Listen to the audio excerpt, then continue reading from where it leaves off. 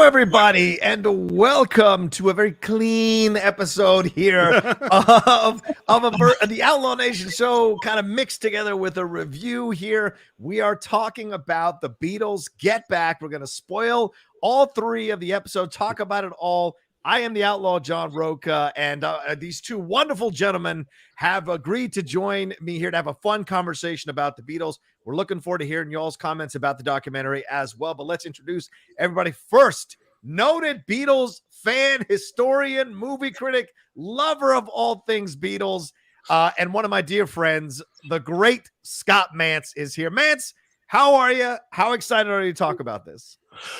Beatles! The Beatles! First of all, let's just like look at the situation we have right here. Yeah. So first of all, we're going back to the first time I had a conversation with both of you at the same time, which was on Blade Runner.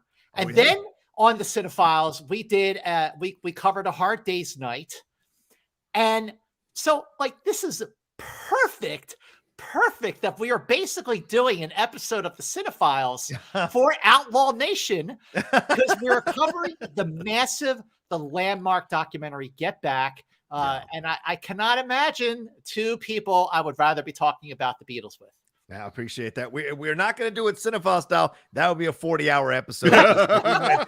But speaking of the Cinephiles, my co-host and my also dear friend and massive Beatles fan himself, the great Steve Morris, is here as well. Steve, how are you feeling? Are you excited to talk about this almost 9-hour documentary? Well, I can't say as I'm excited as Scott Mantz, because I've never actually achieved that level of excitement, but I'm really excited. And I love what Scott said, because what's so weird is that, John, you and I have talked privately about the Beatles. The three of us talked about Hard Day's Night on the CineFiles. And then because we're going through history with Scott and I have our show on Star Trek, the Beatles keep coming up. And so it brings up all these things. And we had gotten a message recently where someone wrote to the three of us and said, hey, these three guys should really do a Beatles podcast. In our copious spare time. Let's schedule that in our spare time that we all seem to have. Right. But hey, couldn't think of a better thing to discuss with the two of you than the Beatles, and so we're excited to do that. And we're not only going to discuss it with each other, we're also discussing it with you all. So if you have comments, if you have questions, anything like that, put them in the chat. Also, remember the Streamlabs and Super Chats are always open on a live show that we do here on the Outlaw Nation. So if you want to send in some support, some love, some donations for the channel and keep building the channel, we'd appreciate it as we go along, and we'll bring your comments on screen to answer them as well. So I'll start with you, Scott. This, as I said, almost 9-hour documentary. These four great musicians from Liverpool, arguably the greatest band ever. What is your feeling about this documentary now that you had a little bit of time away from it and you watched this whole thing religiously? Okay, so what you should know is that I have now watched this twice. Wow. So I have spent holy mackerel. Hours. Yes, yeah, holy mackerel indeed. I have now spent 16 hours of my life just on Get Back. And so to answer your question, John, it is a very loaded question. Because you're asking, what do you think of this 8-hour landmark achievement? An achievement which basically serves as, among other things, it is a course correction of a period of time during the Beatles that for 50 years everyone thought about it this way. But now what Get Back has done is maybe shift people to think about it this way. So to answer that question, I'm going to quote Mr. Spock from the episode By Any Other Name, when he says, the images have started to coalesce in my consciousness. He's talking about the Kelvins. I'm talking about the Beatles. And basically, for 50 years, people have had this image, this reputation of the Get Back sessions of January 1969, that they were miserable, that the Beatles hated each other. And when you watch the Let It Be film, which not a lot of people actually have been able to do because it really hasn't been in circulation since the early 1980s when it came out on home entertainment. So not a lot of people saw it unless they saw it as a bootleg. But when they did see it, what they saw was really grainy footage. Mm-hmm. It's only 80 minutes long. That's 80 compared to 8 hours that Peter Jackson has done with it. And what we saw in Let It Be was depressing. John just wasn't really there, and you've got that whole thing between Paul and George, that confrontation, which is in Get Back, and I'm sure we're going to talk about that. But basically, it's depressing. It was so depressing to see the Beatles and Let It Be after seeing them just like so happy-go-lucky and really acting like a band in A Hard Day's Night and Help. Mm-hmm. And it's a good movie, but it's depressing if you're a Beatles fan. So watching Get Back, it's like, yeah, there were definitely moments of tension, but they weren't nearly as bad as they've been sort of made out to be over these last 50 years. And yes, there was tension. I mean, George definitely walked out. That's in the film. Yep. You even hear the dialogue when he says, I'm leaving now to some extent. Yeah. But see you on the clubs. Once they move from Twickenham to Apple and then Billy Preston shows up, like you really see them doing like their thing, being collaborative, being creative, pulling magic out of thin air. And on the whole, I have to say, the ratio of tension to good moments is it's so much more pleasant in Get Back than it was in Let It Be, that overall I found to be a really exhilarating experience. And it was a relief to see so many of these myths that were built up in Let It Be dispelled just like that with Get Back. Yeah, that's a great opening salvo about this documentary, Scott, for sure. Steve, this was 60 hours of film footage. You're an editor, you're a director. 60 hours of film footage, 150 hours of recordings here that were compiled into this, as Scott said, an 8-hour documentary. And Scott makes an excellent point here. My perception, my idea has always been, and I think a lot of Beatles fans idea has always been, that they were at each other's throat. They barely got these albums done, and the breakup was on the horizon, and it was very obvious to everybody. Now we do get the idea that they talk about it pretty openly from the first episode on, that there are issues in the band. They make allusions to when Ringo walked out and what have you, but there's so much more context here. You get a way bigger picture, and a picture that's more understanding of all the things that were going on. What did you think about these 8 hours in this documentary? What do you walk away overall feeling, A, about the Beatles, and B, about this documentary itself? Well, I have so much to say, particularly because of all the things you guys have just said. But here's what I'll say first. The overall experience for me is, I'm watching it, I went, this is the first time in my life I have ever actually witnessed genius at work. Ah, great point. I had never, ever seen that before. I mean, I'd seen the results of genius. I mean, I've listened to these albums over and over and over again, and I've seen genius in other places. But to watch it at the moment of creation, to actually be present while these songs that I know so well are coming, not fully formed out of these incredible musicians' minds, but you're seeing the actual formation. You're seeing those pieces. And that, if it was just that, if that's all I had, I would have said this was a remarkable movie. Right. It's funny. Scott just made me think of something that I hadn't really understood before, because I saw Let It Be years ago and had this exact same reaction you guys had. Yeah.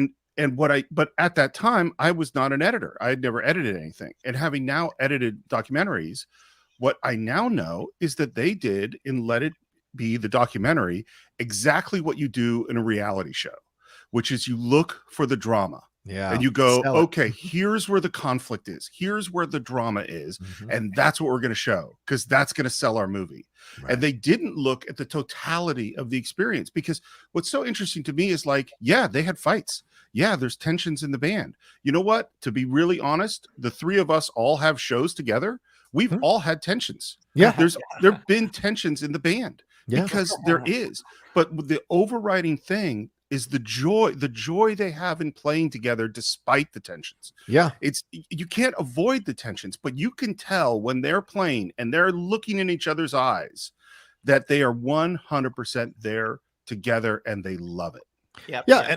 And to do a get back version of your comment you just made, the context is always just like it is in the Beatles about making the show better or making the show work for everybody in terms of the audience and in terms of the people involved. That's where the tension comes from. And certainly that's highlighted with George and Paul in that first episode when they're having discussion about like how the style, George is like, we'll just play it until it shows up. And Paul's like, no, we don't have the time to do that. We got to do this, this, and this. So the conflicting energies here, as you're seeing George become an alpha himself and want to have more of a voice between Paul with Paul and John there, having been the co-alphas, and we'll get to that flower pot conversation, which is so interesting as well. Now, before we dive deep into this, Steve, did you finish your comments, or you said you had a lot to say? Okay, I'm good. Before we dive deep into this, I want to take a little snippet out of the CineFiles and say, Scott, when did you first come to the Beatles as a band? As a band, well, there's two answers to that question. Okay. The first answer is, when I was a kid growing up in Philadelphia, I was born in '68. So I was born actually the day the White Album came out in the United States, November 1968. But, so when I was growing up, the music that I heard new was Band on the Run, Jet, Silly Love Songs, Listen to What the Man Said. So I was a Wings fan. Okay. I loved Paul McCartney and Wings before I even knew who the Beatles were. And I remember one day I was listening to Wings at the Speed of Sound, the album that has Letterman and Silly Love Songs on it. And this was in the rec room where we had like a record player and albums and everything. So I'm listening to Wings at the Speed of Sound, and my dad comes in and he says, Scott, this guy, and he takes out Meet the Beatles. Oh, wow. This guy. I said, what do you mean? So he puts on Meet the Beatles, and, All My Loving, all those songs that I sort of knew from hearing on the radio, knew who the Beatles were, but my entry point to the Beatles was Wings. Now that's part one. But the question is, like, when did the Beatles match Star Trek in terms of being like informing my identity and informing who I am? That actually did not happen until the summer of 1987. And that was the summer of the 20th anniversary of the release of Sgt. Pepper. And all the music stations, all the radio stations were playing Sgt. Pepper. It was 20 years ago today, and it actually was 20 years since that album came out.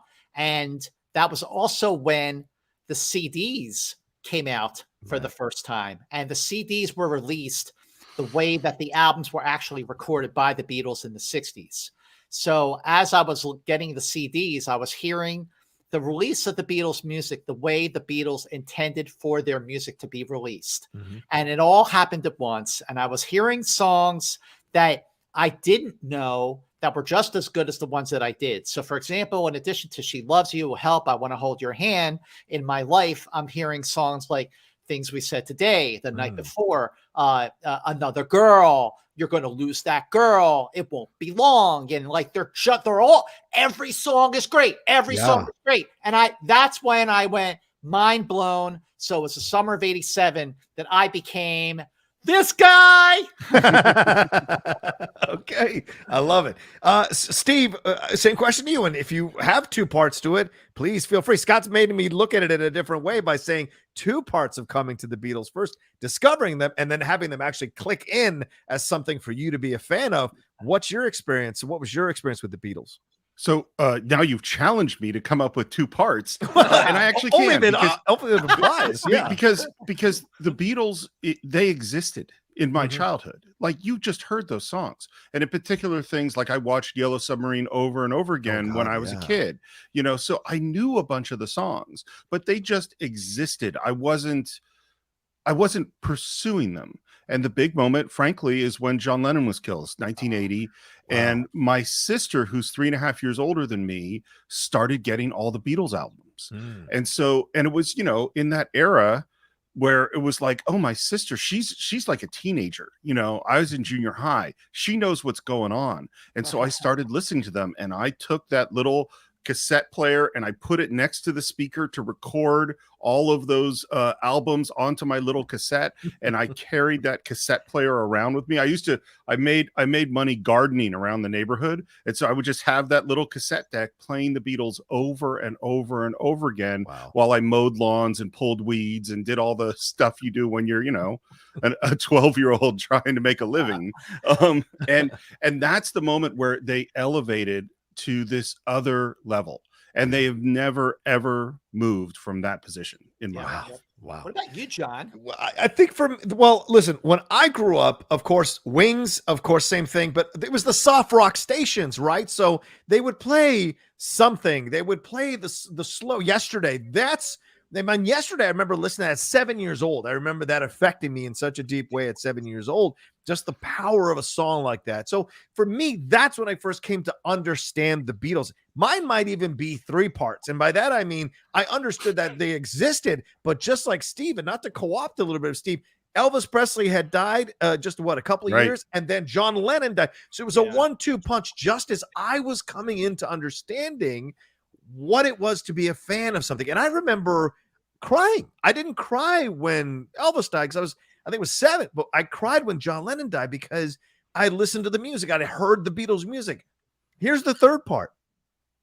My father was so dead set against the Beatles. The Beatles were not allowed in the house because my father believed, because he came to this country as an immigrant from Bolivia, he would walk around DC and see all these hippies hanging out and playing late 60s Beatles music on their cassette recorders or whatever they were carrying around. And so to him, they represented that they brought drugs into the culture. It was the Beatles who ruined American culture with their drugs. So as a rebellious teenager, I became a Beatles fan, and I started to, and we didn't have a lot of money. So I had to go to the library and wait till the Beatles records came back from whoever rented it out and rent them and bring them home and listen to them. And that's where I became a massive fan at 15 years old, sitting there listening to the album over and over and over again, and really kind of listening to all the music and consuming the lyrics, and then taking my fandom to the next level, which was playing it backwards. What do I hear? Is Paul dead? Like getting into all the conspiracy stuff. That came at the right time. So to me, that's when I became just an incredible, massive Beatles fan, and have been ever since. So much so in 2019, so much so that in 2019, my girlfriend and I, when we visited England, I made it a point to head to Liverpool, to see my Liverpool play, but also to take the Magical Mystery Tour and go to all the different. I'm telling you, one of the greatest days of my life was doing that and experiencing it, going to Abbey Road, all of that. So my fandom has been alive since I was 15 years old. And those those songs grow in richness as you get older. And certain songs appeal to you and talk to you in ways that they never did when you were younger or in your 30s or 20s or even your 40s. And there are songs now that hit you as you listen to it going, man, these guys in their 20s were writing songs for people who were much, much older. They just didn't know it at the time. And it was incredible to see how they could capture the experience with the breadth of their music. And in 10 short years, to be able to transition from, in essence, a boy group pop band, not really, because they were way deeper than that, to such statesmen of music by the end, creating revolutionary music that would affect and influence so many bands to come, and still does now.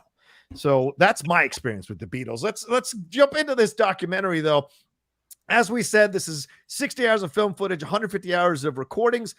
As we're told from the opening of the first episode here, they're deciding to record their next album in front of a live audience because they got jazzed from doing the live recording of Hey Jude in front of an audience themselves and having all those people around them. And I do believe a young Mia Farrow, I think, was there, and you guys can correct me if I'm wrong on that, but they wanted to record this as a TV show, do it live.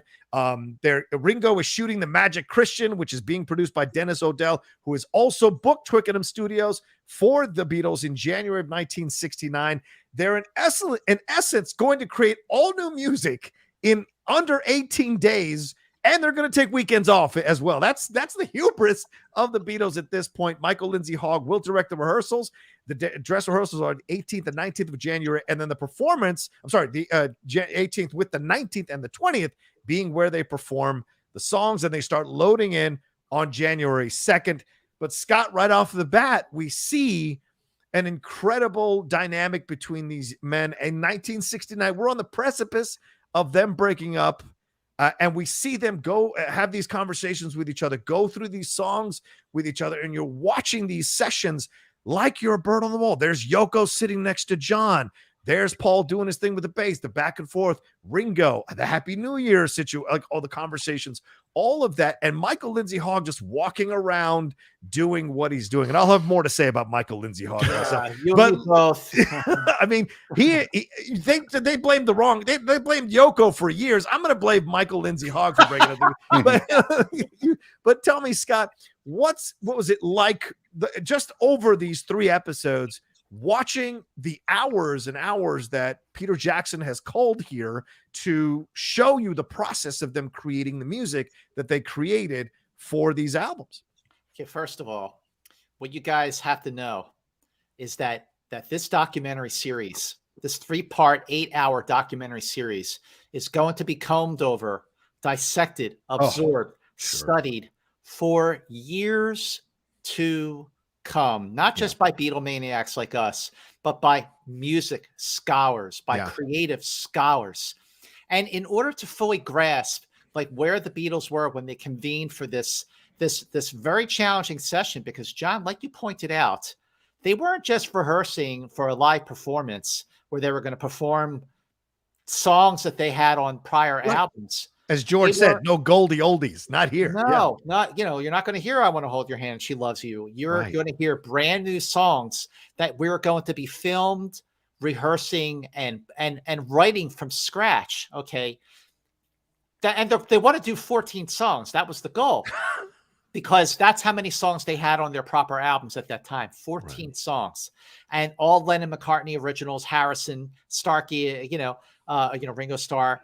But it wasn't just that they were under pressure to come up with these songs and have cameras film them doing it. In order to understand the pressure that they were really under, you have to really ask yourself, where were the Beatles when they convened in the beginning of January of 1969? Well, first of all, they just got done maybe 3 months before recording the White Album. Right. And it was during the recording of the White Album where they were really not acting like a band at all. It has been well documented in many, many books, including the Beatles recording sessions, which, John, I know you have. Yes. That Paul would be in one studio, John would be in another studio, George would be in another studio. They were all working on their own things, using the other guys basically as session musicians. And at one point, there was so much going on that George Martin and his co-producer on the White Album was actually Chris Thomas, who produced The Pretenders. Like they were running back and forth between the studios, and they recorded 33 songs, not really together. They put out a double album that at the time got mixed reviews, but of course now it's chaos, it's genius. Yeah. And also they had started this new company called Apple. Right. Now, if Brian Epstein was alive, Brian Epstein could have run Apple while the Beatles focused on what they were best at, which was the music. The Beatles were not businessmen, and they learned a lot of very, very important and costly and expensive lessons during these times that they all made up for when they all went their own way. And just to add to that real quick, Scott, they're in their 20s, ladies and gentlemen. Ringo is the oldest at 29. That's right. They're in their, think about what you're doing in your 20s. Imagine starting a company to manage the Beatles and manage yourself with your manager gone. Sorry, just to add a little context. And that's something that the manager being gone is something that you see them talk about during Get Back. And when they talk about it, it is an admission that they have been lost since Brian Epstein had passed away in August of 1967. But the other thing, guys, is in addition to all this pressure with the business and not having any direction, because basically Paul had taken over unofficially, Yes. something that he says during the Get Back documentary. But who else is present during the White Album sessions? Yoko Ono. Yoko. Yes, right. Okay. Now, when she was present during the White Album sessions, that was new. That was unexpected. That was where Paul, George, and Ringo are like, what is John doing? What's going on here? Right. But by the time Get Back came around, they were used to it. And I have to say that for starters, one of the things that Get Back made me realize is that, yes, Yoko was sitting right next to John the entire time. They are literally attached at the hip. Yeah. But she didn't say anything. Yeah. You didn't see her directing the band, like giving, critiquing the music. She's sitting there knitting, Yeah, reading the paper. Yeah. I mean, granted, she's like right here, next to John. But she all these years, for 50 years, people blamed Yoko, among other things, for breaking up the Beatles. And I went, well, there you go. She did not break up the Beatles. Right. The other thing is that, again, the way that Paul especially was talking about, it hasn't been the same since Mr. Epstein passed away. Right. And Paul said, basically, I've been kind of bossing around the group now for the last year and a half. And he says, I don't want to do that. I don't want to be the boss, but also there you have the moment where George does walk out and Paul is sitting there with Ringo, and John hasn't shown up yet. Mm-hmm. George quit the band, and it's quite possible that this could be the end of the band. And there's a moment when Paul says, and he's sitting next to Ringo, he says, and then there were two. All right. Now, what was chilling was that he's sitting there with Ringo, and he could have been sitting with Ringo today saying the words. Oh, wow. And then there were two. I went, wow.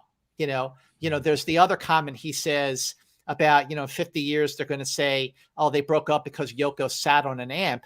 And for the last 50 years, that's exactly what people were saying. And she sat on an amp, but she didn't do anything. She just minded her business. But then you have the gold. You have the moment where just out of thin air, Paul's just, slapping the bass, man. He's slapping the bass. And he starts, you start hearing this familiar melody, and words start to come into form. Get back, like out of thin air. You are watching Paul come up like with this Get Back, and then John comes in and he starts singing with Paul. Like, that is the gold. That is the creativity that had defined the Beatles for, since John and Paul met on July 6, 1957. It was like a 90-second. Yeah. Just impromptu situation. I'm sure he'd had ideas in his mind and beats or whatever, but doing it right in front of George, who had literally said, can't we just play till we find the song? Here is Paul McCartney, who had an issue with that, literally playing until he found the song. And then George chimes in. And then, as you said, Scott, John chimes in. Steve, what struck you about seeing them come together, seeing them compose the music? And we'll get to the Billy Preston stuff, which is really when they start to fly. What struck you here as you're watching the dynamic of the Beatles? Scott bringing up such excellent points about Paul. And this is one of the most emotionally aware people. You're watching Paul speak about the frustrations of leading the team with and saying to George, like, but you get mad and I don't want to annoy you, and you get annoyed and I don't want to feel like I'm annoying. It's not the Paul that we were presented or we've heard about in the past from other people claiming that he bossed them around and had to tell them what to do. And, we saw that Let It Be clip where he's telling George, like, I'll play whatever you want me to play or I won't play. So we're seeing a whole different world here. What did you take from all these moments with the four Beatles or three Beatles or two Beatles as they were composing the music and having conversations? Well, I think particularly in the first part, Paul is so central and and what's so funny and just to be perfectly honest, I totally relate to Paul. I don't think that's a surprise to my two partners here. Because I relate to the amazing great side of Paul, and I totally see the downside of Paul. Yeah. Like, I think without Paul, there'd be no Sgt. Pepper, there'd be no White Album, there'd be no Beatles. I think you're absolutely right. After he was Epstein, the person, right? and this is the expression nature abhors a vacuum. Is there's a vacuum of leadership, and Paul comes in and fills it with all of the good and all of the bad that means.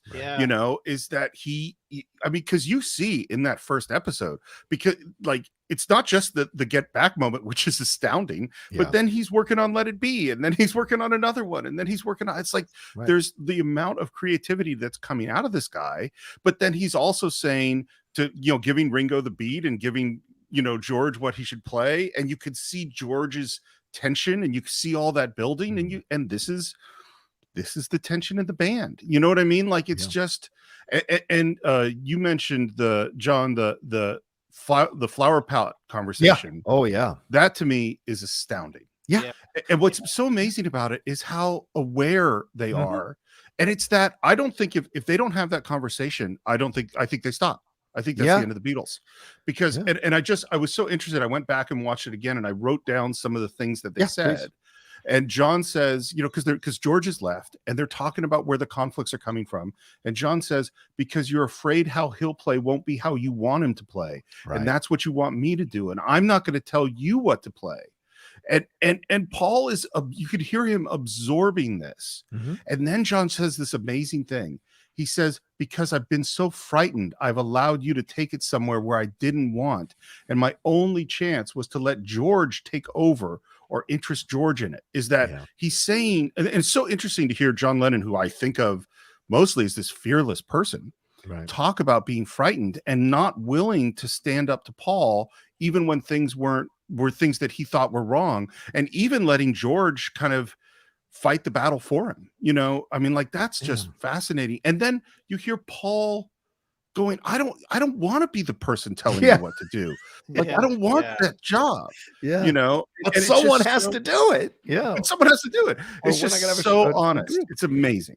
Steve, I think you hit on some excellent points. This idea, you get a way more fuller picture of who each of these people are. Ringo comes out the best because everybody just loves Ringo. Right? Everyone says how I can be myself with Ringo. Like I don't feel he's so nice. And on those moments, it's great to see that. But you get a George Harrison who is ready to break out, who is ready to have his voice heard. And yes, he's needling Paul. He's kind of contradicting Paul. Every time Paul says something, it's because he's trying to find his voice. And in a band where he has been, in essence, accepting of being third fiddle or even fourth fiddle sometimes, he is now understanding he actually is a damn good songwriter and he wants to do more. And you see John and Paul try to navigate this new dynamic with George, and they're both proud of him and have an issue with it at the same time. And so it causes this tension. But John Lennon, for all his braggadocio, and you watch this documentary, to me, he comes across as a guy who doesn't know what he wants to do. He wants to be part of the Beatles, but he also wants to rebel. And so he's going to show up late. He's not going to, because he probably tells himself when he wakes up in the morning, they wouldn't be anywhere without me. I'll show up when I feel like it, or whatever he says to get himself into that position. And then you've got Paul's like, I've got to be there. I've got to get this done. Nobody else is going to do it. Nobody wants to do it. And then George pushing back constantly about it. So certainly I sympathized with Paul a lot watching this, whether it was on purpose or not. But I sense that. What about you, Scott? Can I jump in really? Sure. Can I jump in really quick? Is that what occurred to me, and really from what you just said, John, is that Paul is all about structure and John is all about rebelling against structure. Right. And it's the two of them together. That's the Beatles. Without knowing that he needs the structure to rebel against, or else he'd be lost. It's the dichotomy of it all. And Paul needs the rebellion to push him. Yeah, right. Fair point. They would talk about I would read books where when they met Brian Epstein back in the early 60s, 61, 62, and they changed from the leather jackets to the suits. Yes. So John did not like the suits. Yeah, no, he didn't. He was not a fan of the suits, but that was the image that Brian Epstein used to sell the Beatles to the world. See, this is why they needed Brian Epstein. But there were so many times, Paul would say there were so many times when they'd be getting ready to do like a press conference or go on stage, and John would take his tie, he'd loosen his tie and unbutton his top button, so he would go out there with the loose tie and all the other guys wouldn't. And Paul would walk up to him, button the button and fix the tie. Like, sorry, John. But that's what you're talking about, Steve. The rebellion, that's like, simple little things like that are really why Lennon and McCartney worked so well together, why they're just the greatest songwriting team in the history of humanity. Yeah. But John, you said something about Paul, about, like a better understanding of Paul during this time. Yeah. I got to tell you now you guys know that Paul is clearly my favorite Beatle. I've always been a big Paul fan, even before, like I said at the top of the conversation, I was a Paul fan before I was a Beatles fan. Yeah. But two things happened watching Get Back. One is I had a newfound respect for Paul McCartney because of that tightrope he had to walk with being the boss and not wanting to be the boss. Right. Reluctantly holding these guys together, keeping them going. Because even Ringo has said the reason that we have albums after Sgt. Pepper is because of Paul. Because he said, John and I and George will be kind of sitting around, we're all really lazy guys. And it was always Paul who called us up and said, let's get to work. Let's go to the studio. Paul was the one who pushed for that. Clearly, Paul was the mastermind behind Sgt. Pepper. We all know that. And he was also the one who started ringing the guys up again after the Get Back sessions were done, saying, okay, forget the cameras, forget a live show. Let's just go back to Abbey Road or, EMI Studios, like the good old days, record an album just like the good old days. And that's why you have Abbey Road, which is what a lot of people feel like is their best album. The other thing about Get Back is this. I did not think it was possible, but it is because of the Beatles Get Back that I now love the Beatles more than I ever did. Yeah.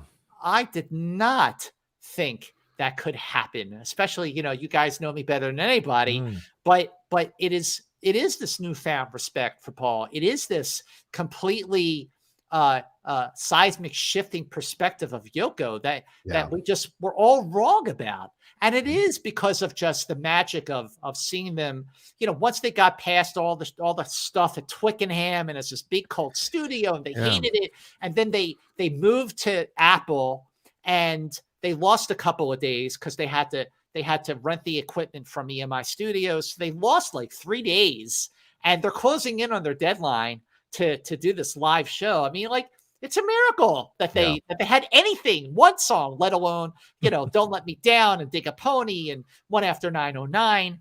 But it is just like the Get Back sessions, which were seen as being like a disaster for decades, were actually, if you think about it, guys, think about it. Think about all they had to do, all of the distractions that they had to deal with. And yet they still came up with all of these songs in just a couple of weeks. I mean, that it's just mind-blowing to think about that. There's a moment where John Lennon says, when Paul's like, we're running out of Paul, John goes, I do my best work when my back's against the wall, Mr. McCartney. And so you have that moment, you're like, wow. And I'll be damned if he wasn't right. And you know who else was right? George Harrison. Harrison is the first person complaining about the acoustics, complaining about the feel of that studio. He knows it does not work. It's not conducive for what they want to do. He even has them bring in his equipment to try to make it work.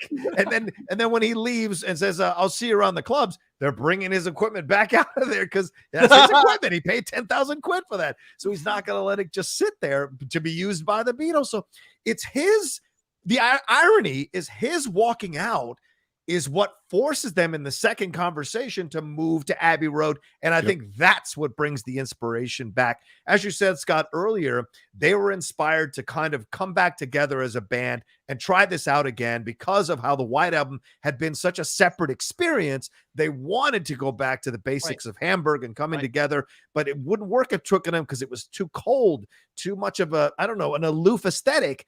Coming back to Abbey Road, there was a sense of being stuck in a room together again, just like they were in hotel rooms back in the old days when Paul talks about how him and John used to write all kinds of music because they were up at the same time. They were around each other all the time. So naturally, they were going to make this music, and that was great to see as well. And I wonder, Scott and Steve, and I'll come back to Steve, what you think about this. How many people who've written books about the Beatles, after watching this documentary, might have to reevaluate their books and do some addendums or some editorial decisions or release new versions of their books with much more perspective now because of what we get in these 8 hours of documentary footage. I've said lots of times on that documentaries have the power to lie to us far more than narrative films, because you believe what you're seeing is the truth. Right. Your mind inherently believes that but this is the truth being given to me. Great point, Steve. Yeah. And having edited them, I know I can manipulate them in all sorts of terrible ways to make you think things are the truth, which are not the truth. Right. And the thing about this is its sheer length. The fact that you're with these guys for 8 hours makes it much more difficult to obfuscate the truth, is that you see them together. And what you see the most of, for me, is, man, this is a great band. Yeah. They love to play together. Yeah. And when I say play, I don't just mean play music. I mean that they're playing around. Yes. Is that they're jamming, they're playing Everly Brothers tunes, they're playing Chuck Berry, they're doing silly voices. And you can see, and this is the thing I love about musicians, is watch them watch each other, because you can see George Harrison look at what chords John is playing, and then you could see John like looking over at Ringo, or Paul looking, and they're all like going, okay, where are you, what are you doing? And they're playing with each other. I mean, like when they start doing German accents, Paul and John together, or when they do like ventriloquist voices, you could see that they're having so much damn fun. And the thing is, I've always loved the album Let It Be. It's funny, I remember when the three of us talked about Hard Day's Night, we found out that while we all love the whole catalog, that Scott is an early Beatles guy, John is a middle Beatles guy, and I'm a later Beatles guy. And that the thing is, Let It Be is the album I put on, like, if I've had a rough day and then I'm going to go out and see friends tonight and I want to get rid of my bad mood from the rough day, I put on Let It Be, because I've always felt there was such joy in that music. There was such release and fun and the feeling of a band playing together. And so I was always confused when I heard this story of, oh, this is terrible and they all hated each other and all this. And now I finally know, no, I was right.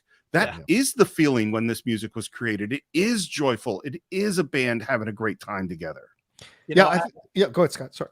First of all, that is an amazing observation about the three of us, Steve. And I got to say that's a mind-blowing observation too, because when I'm sort of having a moment and I need to feel some joy, I put on A Hard Day's Night. I put on Beatles for Sale. Right. I put on Please Please Me with the Beatles, the first 4 albums.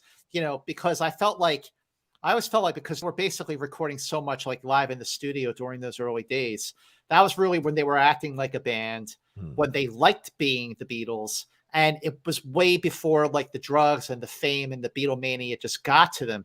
But John, you made a very interesting observation, and one that I think is 100% accurate.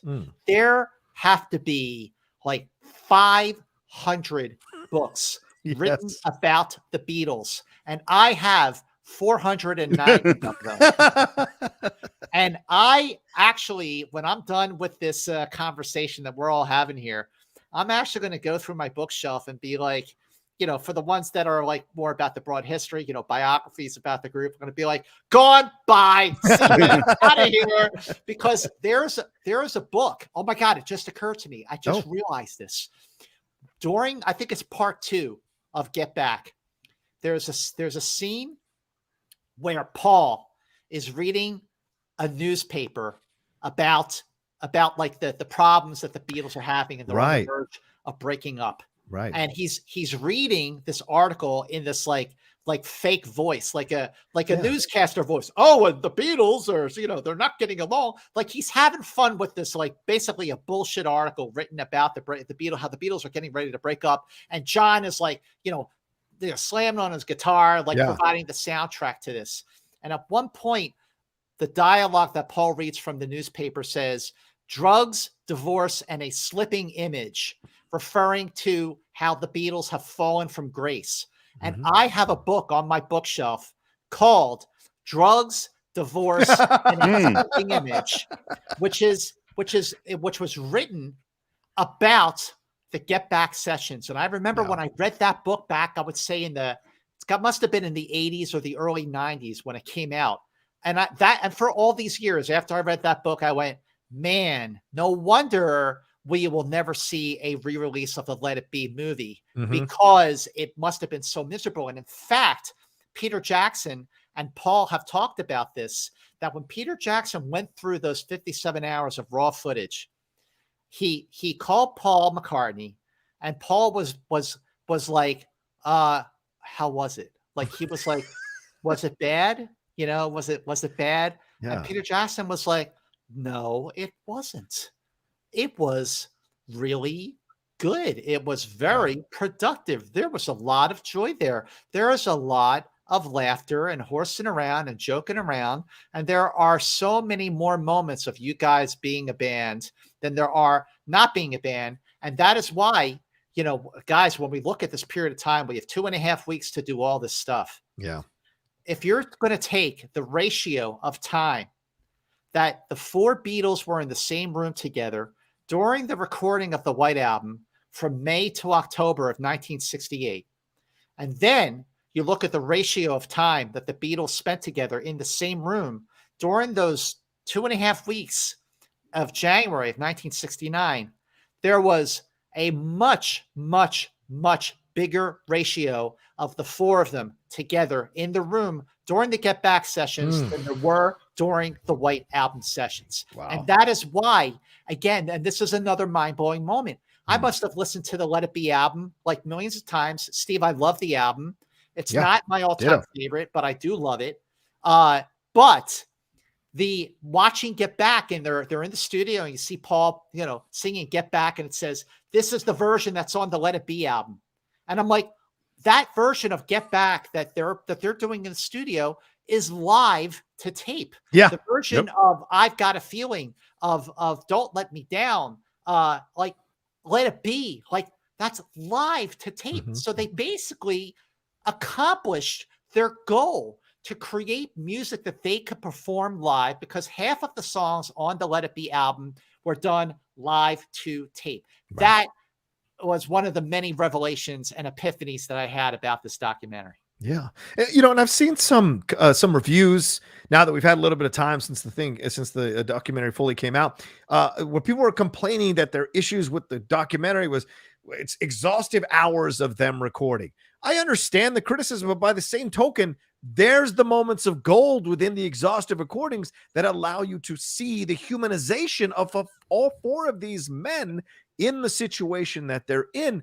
That this is not just a band. You're watching 4 brothers. You're watching 4 brothers work together. 4 I mean, the amount of playfulness between Paul and John that you're watching here when you watch, especially in the 3rd episode and from the 2nd into the 3rd episode, there's just a joy and a fun and you realize these guys, how does John, and it must be Alan Klein, how does John write How Do You Sleep 4 years after these sessions, when they seem so happy, they seem so still, those kids from Hamburg making jokes, I'm sorry, from Liverpool in Hamburg making jokes, you know, having fun, being rebellious, sticking the tongue out. How are they doing that? How do they go to this situation? And so you just kind of see that they weren't at each other's throats. And I was worried when I saw the first trailer. I'm like, oh my God, Peter Jackson's going to Disneyfy this and they're going to make it seem like it's okay. But then when you watch the 8 hours, you're like, yeah, there's no way. This is very authentic. This feels like, yes, there were moments of tension as they naturally would be,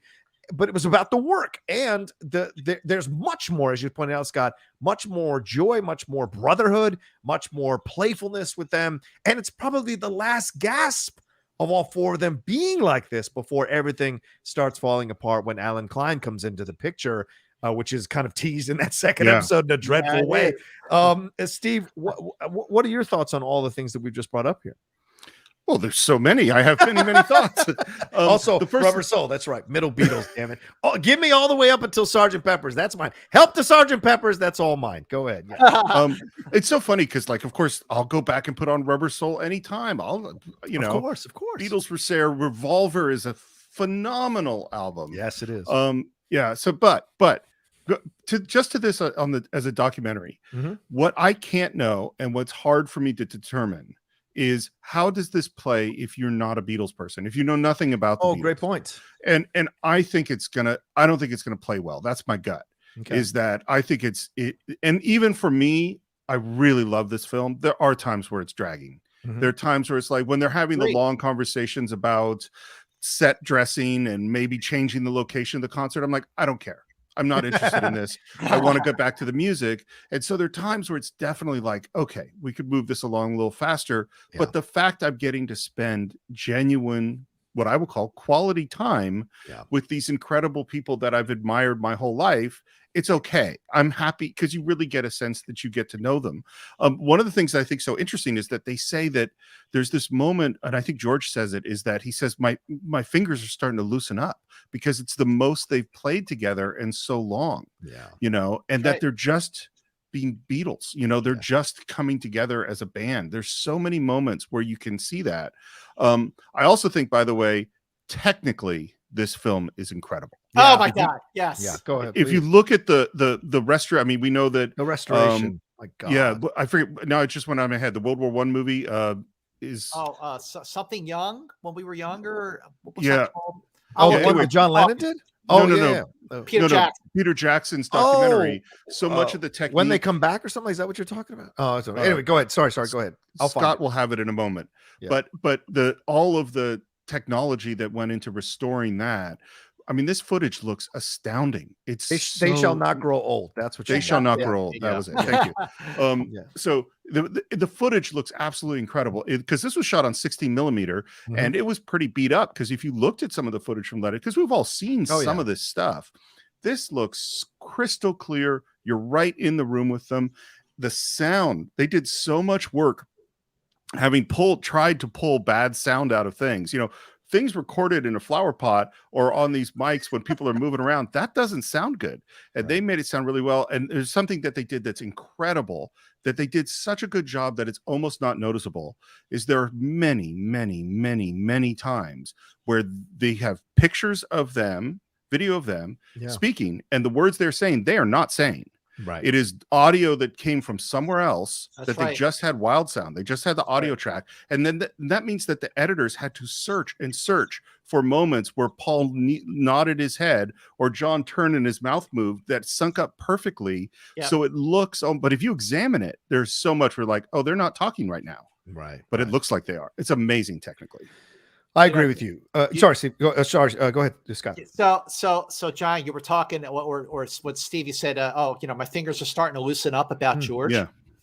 So, so many people are like, well, when did the Beatles break up? Why did the Beatles break up? Clearly, it was not because of Yoko. A lot of people, even the Beatles themselves, John Lennon has said in interviews that when Brian died, that's when they were lost. And he said, like, that's when I was really scared.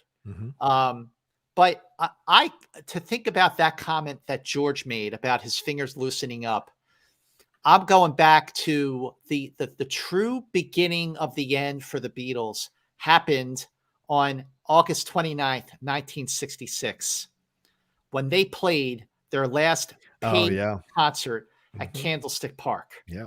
Now, guys, as you know, and I'm sure as a lot of people watching and listening know, the summer of 1966, during the last tour of the Beatles, was a miserable experience. Yeah.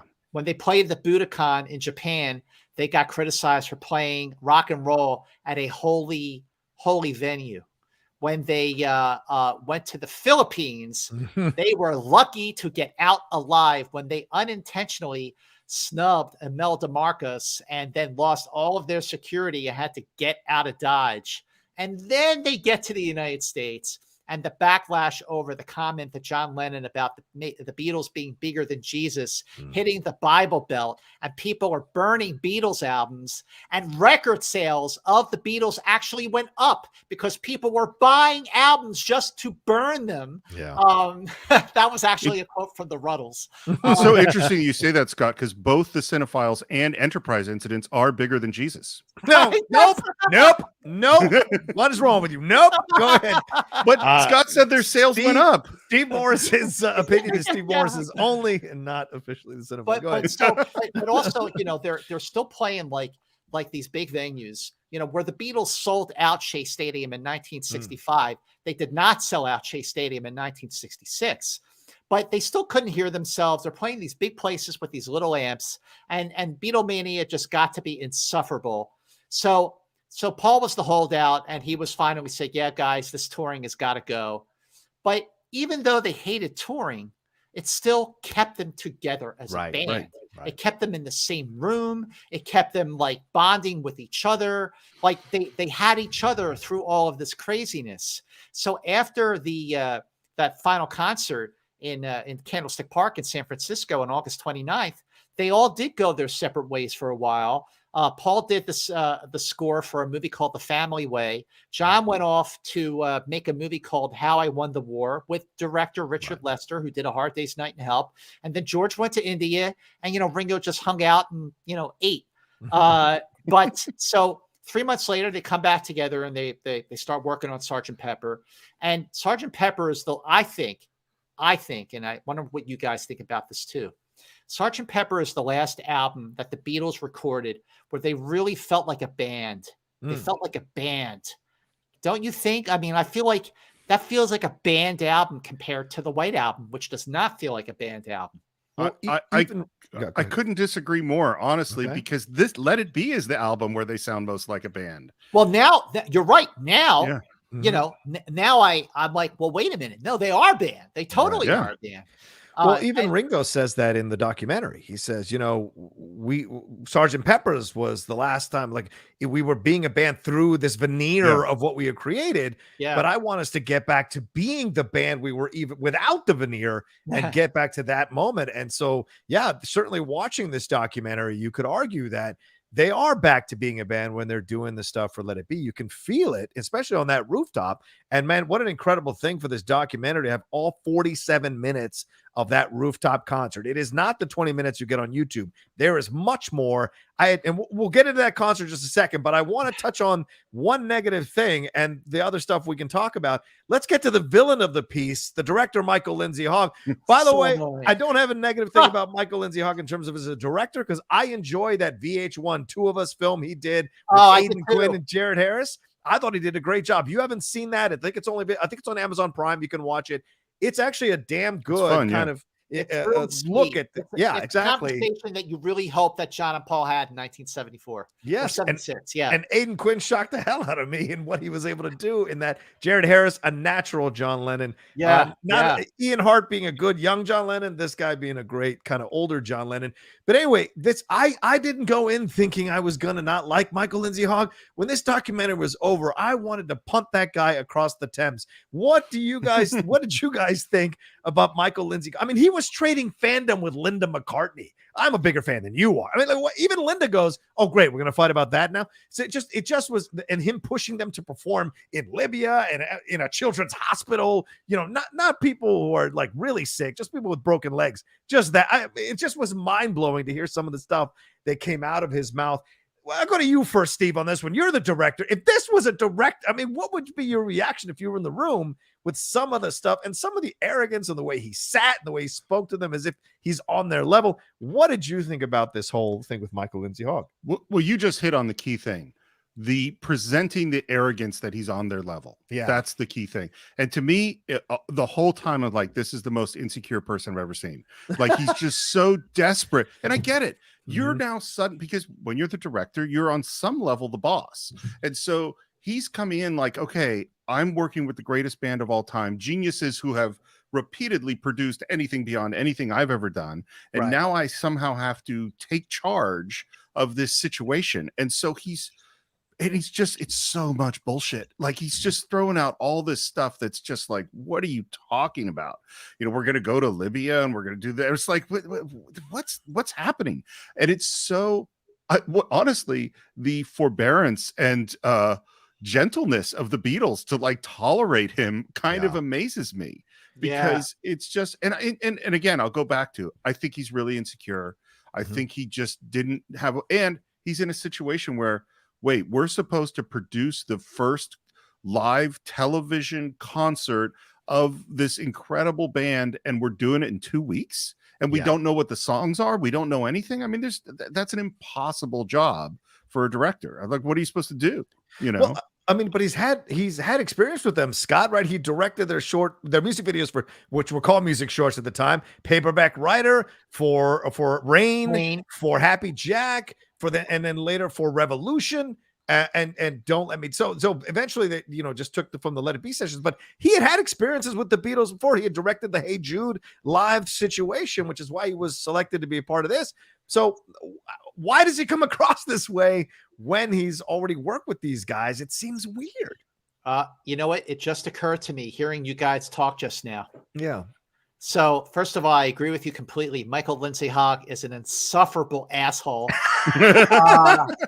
I was shocked by the level of vitriol that I had against this person after watching this documentary.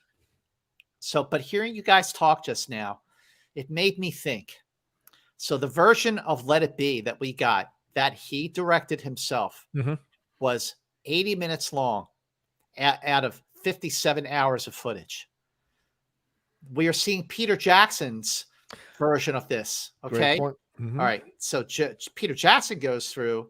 I'm not saying that Michael Lindsay Hogg should have made an 8-hour version of Let It Be, but he could have made a longer one than 80 minutes. And he could have made a version that had some of the levity that we are now finally seeing in Get Back. So why did he choose those 80 minutes? I think after 2 viewings now of Get Back, and after hearing you guys talk about him just now, I think that he was deliberately pressuring the Beatles into doing something that they were not ready to do. Interesting. Okay. I think he was putting the pressure on them because at one point during the film, during Peter Jackson's version, Hogg says, well, unless we all get back together, we're not going to have a movie. And then Hogg says, actually, yeah, we are. We're going to have a great movie, because he's thinking we're going to have a movie that shows the breakup of the Beatles. So why does Let It Be look so different from the Get Back that we now have seen? Because I think that Michael Lindsay Hogg made the movie that he wanted to show the Beatles breaking up, so that he could say, I have an actual movie that shows the Beatles ending. Wow. That is, it just occurred to me, like that's what he chose to edit. That is what he chose out into the world. Like all the stuff with Get Back and them doing demos, which I have to say of Backseat of My Car and Give Me Some Truth and Another Day, which I didn't realize Paul had Another Day that early. I love that song.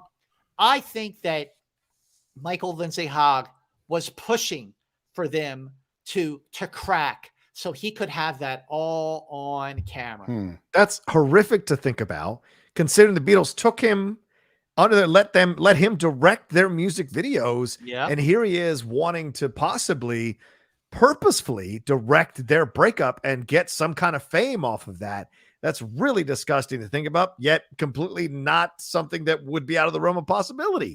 That for God's sake, when you look at it. That moment in the film when he's talking to somebody and somebody says, well, we don't, I guess he's talking to Paul, and he says, well, we don't have a movie if John and George don't come back.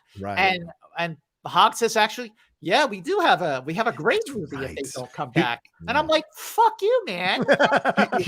Here's what I would say is that, and maybe because I actually think I hadn't thought about it that way, Scott, but I think you're totally right. Or there's a very strong possibility that you're right. But I would frame it slightly differently, is that one of the things that happens when you're making a documentary is you don't know what's going to happen. And so when interesting things happen, and particularly when unexpectedly interesting things happen, you tend to follow them. And then the movie restructures in your brain. You go, okay, I think maybe what we could say is he was totally going to make the triumphant return of the Beatles.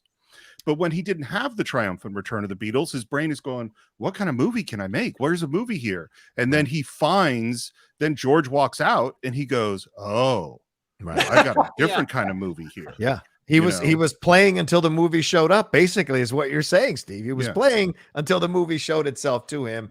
That's an interesting point. But yeah, throughout the movie, just so frustrated with the things that he was doing. But yeah.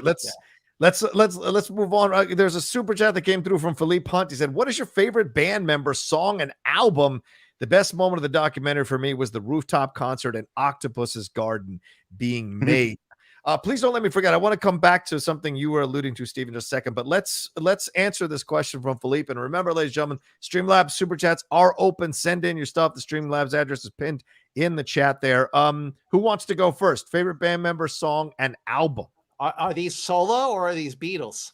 Oh, I think these are Beatles. I would hope they're Beatles because he's got the Abbey Road avatar there. What do you think? Okay, well, I'm going to answer both questions really quick. My favorite band member, no question about it, is Paul. Mm-hmm. My favorite song is She Loves You.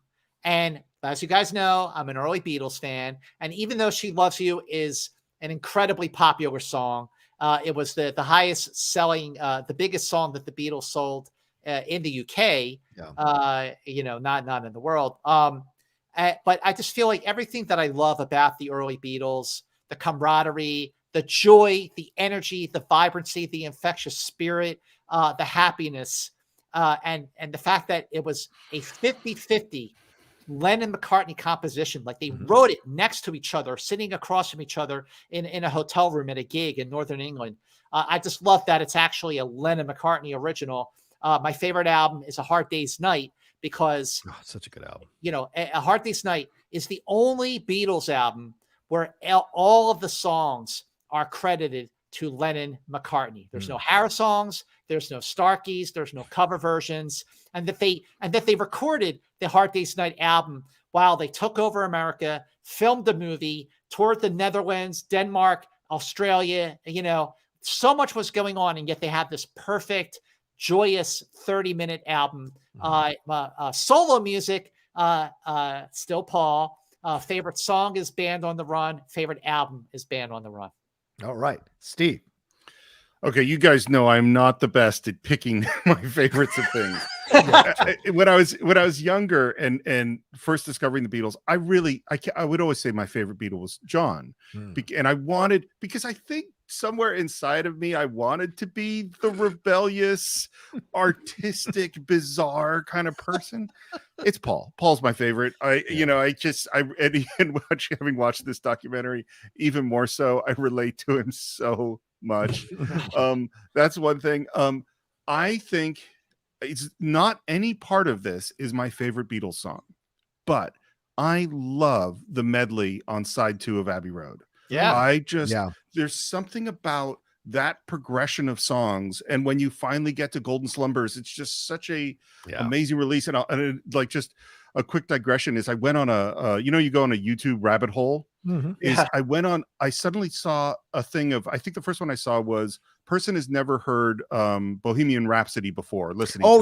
Those videos. And I watched that, and just watching the discovery of great music got really exciting. And I watched 10 people listen to Abbey Road medley for the first time, and watching them experience it was just so much fun. Strangely enough, I think top to bottom, the best album is probably Revolver. I think Revolver is just, the whole thing is so great and fits together so well. That's probably my pick. Okay. How about you, Johnny? It's tough because I always connected to John growing up, but like Steve, almost like as I've gotten older, Paul McCartney becomes someone I've genuinely grown to love. I don't go to many concerts. I've seen Paul McCartney in live more than I've seen anybody else. I paid $240 one day and begged my manager at the time to let me go that night so I could go see Paul McCartney live at the Hollywood Bowl. He was very gracious to work a double shift for me and let me go because he was a musician. And wait, so that was March 31st, 2010? Yes, it was. Yes, it was. March 31st, 2010. I remember, and I remember sitting there with everybody, and we were singing every song together. I thought I was going to be self-conscious and have to not sing or sing under my breath. Everybody was singing along, and it was such a joyous experience. Took pictures with a bunch of strangers, videos with a bunch of strangers. It was one of the most life-changing moments I've ever had. And then I've seen him subsequently a few times since. And every time it's great. It's just a great experience. James Taylor is second to Paul McCartney in terms of the amount of times I've seen him live, but those are the two. But John, because I'm rebellious son of a bitch, because I like to poke at the establishment, John will always have the first place in my heart. But as I get older, I find and understand Paul more than I ever have. Now, I'm not Steve in terms of I really get Paul, but I certainly can appreciate that because I have my own things that I run, and there's frustration involved in that as well, trying to get people to commit and fully do the things that I would like them to do. So I get it on that level. In terms of album, I will bore you with the fact that it's Sgt. Pepper. There is no album I play more than Sgt. Pepper because there's a joy in the songs. There's a melancholy in the songs, and I can tell that this is the transition album from them these teenagers to young adult to men in their 20s, to them grasping that there is a real downside to life, and they're really understanding what that can lead to under the veneer of this idea of a fake band doing the things that they're doing. I have the double album. I think I purchased the $75 one that came out, the reissue with all the stuff on it that I couldn't wait to own. But Help is a very strong second. I love it. As a person who suffers with mental health stuff, and Help speaks to me on so many levels when I'm in that place, that I love that album for so many reasons. And I think that's the John Lennon album. I think his influence is all over that album of grasping the darker side of life, whereas Paul is a little, not that he's poppy, it's just that Paul is a brighter light, whereas John really kind of brings up the darkness there to show people, and I appreciate that. So that's how I gotta say, John, so the Help album, was that's a fantastic album. I mean, I love The Night Before, Another Girl, You're Gonna Lose That Girl, Tell Me What You See. Of course, Yesterday is buried on side 2. But in terms of John's dominance, so being the bigger Paul fan, but like I said, my favorite Beatles album is A Hard Day's Night. So 13 songs on A Hard Day's Night, and all 13 songs are credited to Lennon and McCartney. But knowing who wrote what, the fact is John Lennon dominated the Hard Day's Night album. Out of those 13 songs, guys, John Lennon wrote 10 of those 13 songs. Wow. At that time of the Beatles' career, 1964, John was still seen as the leader of that group. Yes. Okay. Now the 3 songs that Paul wrote for that album are great. Can't Buy Me Love, And I Love Her, and one of my all-time favorite Beatles songs, which is Things We Said Today. Oh, yeah. But so when you look at John, it's the creative leader of the band in 1963 and 1964. By the time you get to the Get Back sessions in January of 69, Yoko was definitely there by his side. And it wasn't until that flower pot conversation that I realized that John still does have he's still very much present. And I agree with you, Steve. I really appreciated his honesty when talking about being afraid. I thought that was a great conversation. And he's the one that says, we did this to him. We did this to George. It's John who has that kind of self-awareness and circumspectness, or perspective rather, to see what they had done to George. And Paul agrees with him. And to his credit, Paul doesn't go, no, it's stupid what you're saying. It's ridiculous, whatever. Screw him. Paul's very receptive to what John is saying. So once again, this idea that these guys were at each other's throats, it's not true. And you're watching this documentary going, there is so much more humanity within all 4 of them that you did not give them credit for because of what we've been fed repeatedly for decades about this time. You know what's interesting? I'm curious what you two will say is that for me, I think the most surprising person was John. Is that my sense of who he was really wasn't right. Is that he was, I mean, I knew that he had a great sense of humor and could be really silly, but I mean, he was goofing and supportive, and he was gentle. Yeah. You know what I mean? Because I've always heard that John could be, particularly in the early years, pretty brutal. And that's not what I saw at all. And maybe it's, that he's gone through some stuff, you know? Well, I think the Yoko relationship, as much as a lot of Beatles fans have through the decades have wanted to destroy him for that relationship, maybe it's that Yoko relationship that got him to kind of come to terms with his stuff. And remember, in that 70s, that is all his therapy time. He's, he's doing Scream Primal Therapy. Scream. Yeah. Sorry, Scott. Yeah. You were, Primal Scream. Primal Scream Outlaw John Therapy. Rocha. Yeah. Mother is absolutely out of Primal Scream Therapy. And so he's going through that transition. But this is the beginning of him kind of trying to move into a more tender, understanding place. And then 70s come around when he's really lost in that he doesn't have the Beatles as an anchor because he liked rebelling against them, but staying in the anchor there, that he really is out to sea and figuring out who he is, which is why his assassination is even more tragic. I think, and I don't know if you guys felt this way, watching this, and you bring this up, Steve, it's a great point. Watching this documentary, I felt even more sadness that he was taken from us because you see what a human being, you can grasp what a spokesperson he could have been in the 80s and 90s, and even now, right? What a statesman he could have been for the world of music, for the world itself, all of it, if he had not been taken from us by that, that person. So it just right. Yeah, it just hit me so hard like that. So we got another super chat that came in here. The Jughead said, hi, John, Stephen, Scott. Loved the Beatles. I rocked to their music as a kid growing up in the glorious 70s. Can't wait to see the documentary. Love and respect from the UK, my brothers. Well, same to you, Jughead. Thank you very much. Thanks, Jughead. And so we got some Streamlabs have come through here. Our list 123 says, curious as to whether you all binged or not and your favorite moments. Mine was watching Paul play the first bars of Let It Be. Thanks for the great discussion, guys. Yeah. So, did you guys binge it? Steve, Scott, you've watched it twice now, but did you binge it both times or did you just spread it out over days? And Steve, did you binge it yourself? The first time I watched it, I watched each part, early because I got a link, thankfully to watch it. And then over Thanksgiving weekend, I was traveling. So when I got back on Saturday night, 8 hours, I was like, okay, leave me alone. I'm watching the Beatles. How about Steve? You, Steve? Definitely did binge it. I watched it with my wife, and when you got a 10-year-old kid and complicated lives, there is no 8 hours find in a row. So it took about 5 days to get through it. Yeah. I had the same situation as Scott. I got the links early, so I watched them as the one day at a time because I wanted to really savor it. And although I'm not married, my girlfriend, we have our time, and I certainly couldn't take 8 hours to watch. And to be honest with you, 8 hours of sitting there figuring out a song is not something I necessarily wanted to put myself through. So I like that I spread it out over 3 days to kind of consume each episode. So, and I've gone back to watch now that they're on Apple TV Plus. I've watched sections of each of the episodes for sure, especially the Billy Preston stuff. And we'll get to that next after we finish these Streamlabs here. Scott Welsh. Oh yeah. So what's your favorite moment? Do you guys have a favorite moment? My favorite moment. And then I want to, we're going to talk about this in a minute, I guess. My favorite moment, and sure. I mean, we've already talked about the Get Back, hearing that come into play.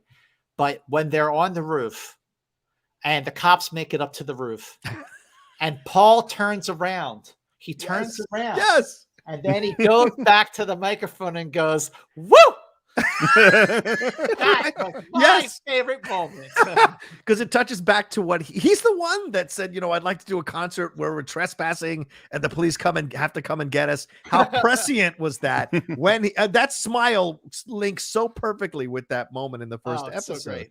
Steve, do you have a favorite moment? First of all, that one's great. As we've already discussed, the creation of Get Back is just like a miraculous moment on film to me. For some reason, in the concert, Dig a Pony got me really emotional. I don't know why, but it just was seen like that was, you always hear about what this band was like in concert, and we've never really seen it because the footage of them in concert, there's all the screaming and all the stuff like that. And there's the grain, like some very, very old stuff that's impossible to see, but there's not, this was like, they were just, I just so understood, they are the greatest band of all time, and this is why. And I felt it, and it hit me not just like I'm listening to a great song and watching a great performance. It hit me in like a deep emotional way that I didn't even understand. You know what? I got to say this about Dig a Pony. Steve, I'm glad you brought that up, because as a drummer, I feel like Ringo has been incredibly marginalized. He's underappreciated. Yeah. When I think of Ringo's best moments with the Beatles, I think of the song Rain. Rain is a great showcase for him. I also think, and after watching Get Back, it took me all this time to realize it. But if you watch Ringo during Dig a Pony, Ringo's drumming is fantastic on Dig a Pony. I was like, whoa! I was like, how did I not appreciate the Ringo's drumming on Dig a Pony? He really is a great drummer. Yeah. I love Ringo more as a personality, but he was a really great drummer. Yeah, I'm still trying to get my girlfriend to come around on Ringo. It's taking some time. It's taking some time for sure. But I'll say Ticket to Ride is my favorite Ringo drumming of any of the songs. Just owns that whole song, and that like poof, near the end that he changes the beat. It's brilliant. For me, my favorite moment, and it may just be where I'm at in my life right now, was, and I might get emotional here, watching George compose All Things Must Pass with the Beatles chiming in. I know that had been out. I had never known it had been out. Like I found a YouTube video from a year ago where someone posted the audio of it. I had never heard that audio of it, I think. And when I heard it this time, for whatever reason, and watching John and George chime in and have their, like, the idea of the Beatles doing All Things Must Pass almost drove me insane because of the irony, the fact that they are on the precipice of breaking up as they're helping George Harrison compose or write All Things Must Pass, and me transitioning out of this kind of thing that I've been doing for 7 seasons, transitioning out to my life now with something else. All things must pass, and as my own life at where I'm at in my age now, all things must pass, kind of looking at it so differently now. Just watching them compose it, it put a smile on my face and it made me cry. And I just was blown away by that, man. Another favorite moment. It just occurred to me. So they're all, I think they're all at Apple by this point. So Paul starts singing, when I find myself in times of trouble, and George says, oh, so that's it? You just go right into the song. You don't have an intro. And then Paul goes, oh, dun, dun, dun, dun, dun, dun. Like, just like that. Like, oh, like, yeah, I guess I need an intro. And and you're just watching. Again, you're watching the creative juices flow. And I sit there, I was watching it. I just went, holy moly. Like what did that it's divine intervention that these guys are just together. Oh, the other thing I loved is when sorry, I'm totally, you only asked for one, but all right, go ahead, Scott. The other great moment is when George is playing Old Brown Shoe. Okay. Oh yeah. And Paul is behind him, really just encouraging him, he's really encouraging him. Oh, there's one other moment, nothing to do with the music. So when they're at Apple, thinking to myself, okay, so they get into the studio and they, you see them walk into the studio and Ringo already looks relieved that they are at Apple Studios versus Twickenham. And I'm looking at the studio and I'm going why is the rug green? And then I realized it's Apple Studios. Right. What color is a Granny Smith apple? It's green. It's green. So that's why the rug at Apple is green. So for everyone, if you want to come up with your own great Trivial Pursuit question for the Beatles, why is the rug green at Apple? Because it's Apple. There you go.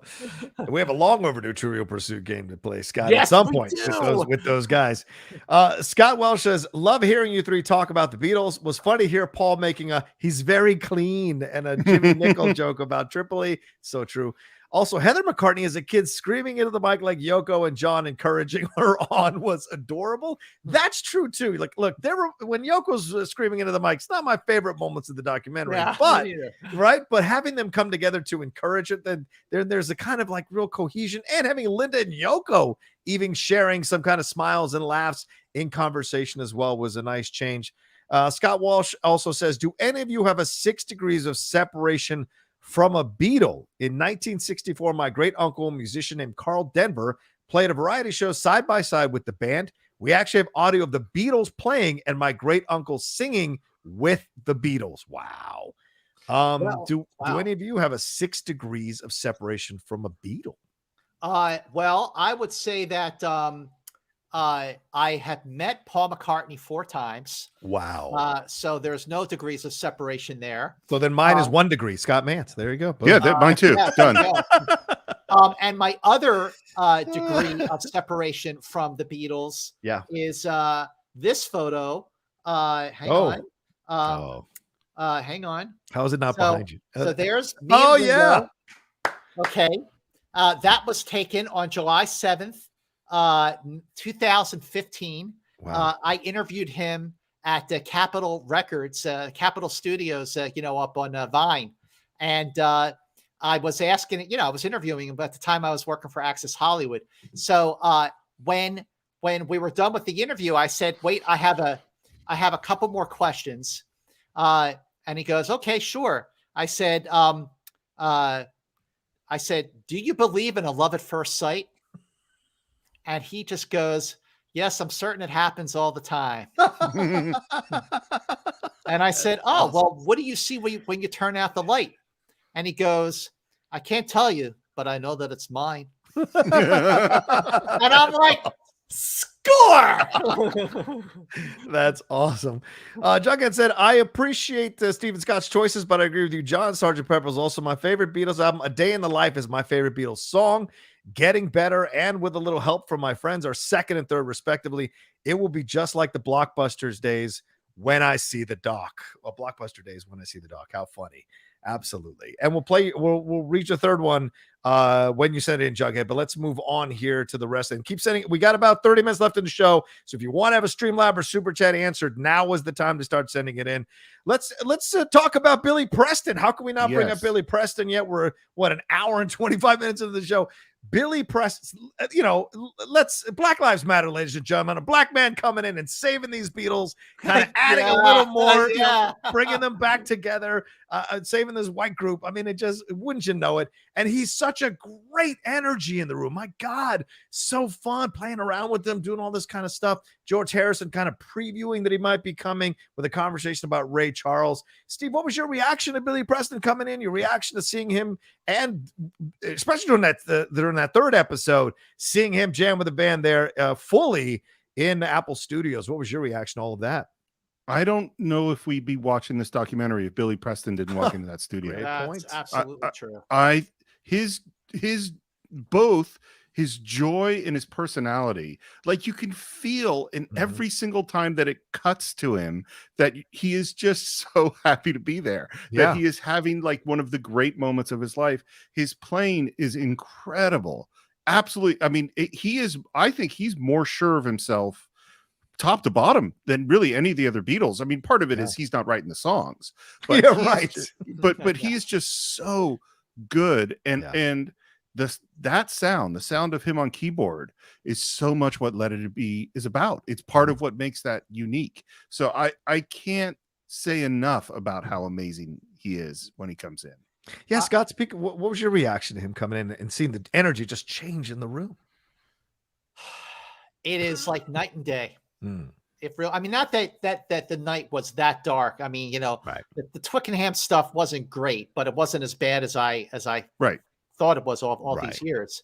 But when they moved to Apple and Billy Preston is there, that's the creative, that's just the joy. That's the best moment of when they were working on this album.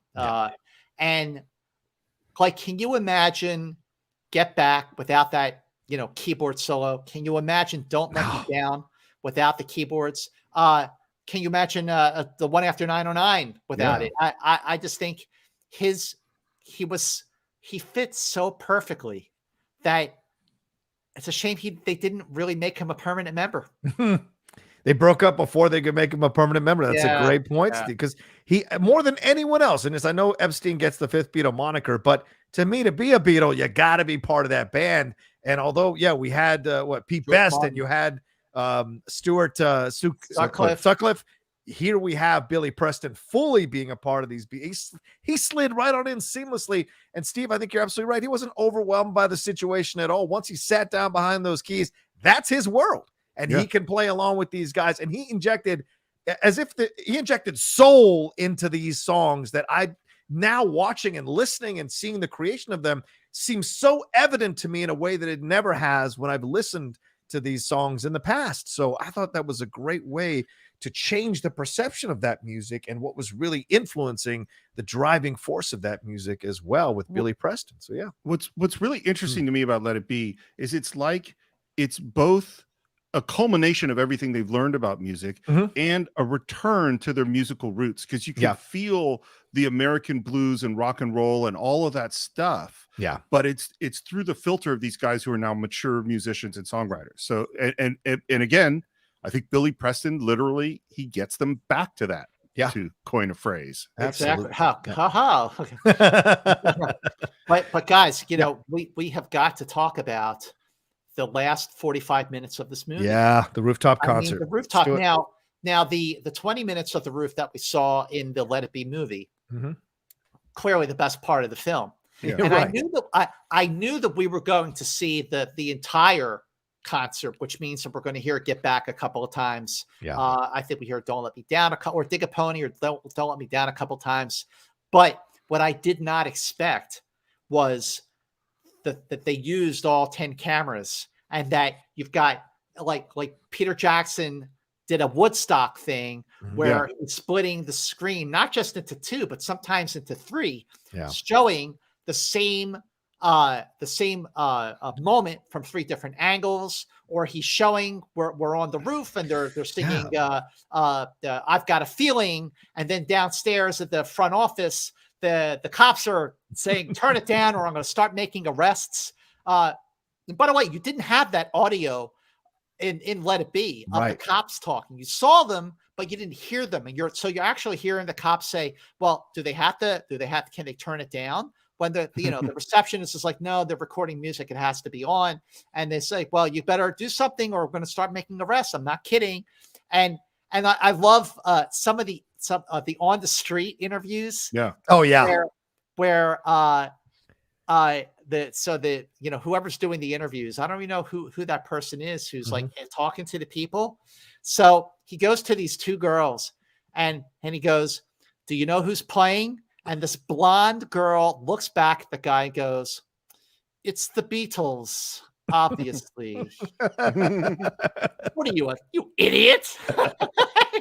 She's like, looking at him like, it's the Beatles, obviously. It was great. Go ahead, Steve. Oh, sorry. You know what never occurred to me that was so obvious, but is so bizarre as I was thinking about it, is that nobody had ever heard these songs. Right. I mean, normally when you go to a concert, you probably listen to the new album and maybe they play some stuff from the old albums. This was entirely new music that they're hearing. And let me throw this out real quick, Steve. In the first episode, George says we should release the album first, then do the live so that people can enjoy the music having heard it. So it's a great point you're making. Go ahead, please. Point. Yeah. By the way, the amazing thing about the Beatles, and they've always been like this, is that when they recorded an album and then they recorded the next album, the last album was already in the rearview mirror. They didn't look back. In fact, I was listening. I went for a run the other day, and I was listening to the Beatles live at the Hollywood Bowl. Oh yeah! And at the concert that the Beatles, it's made up of their one concert from 1964 and their 2 concerts from '65. So in the portion when he's introducing "She Loves You," he introduces it as an oldie. And the song is maybe a year old, and John Lennon is introducing "She Loves You" as an oldie, and they really did not, it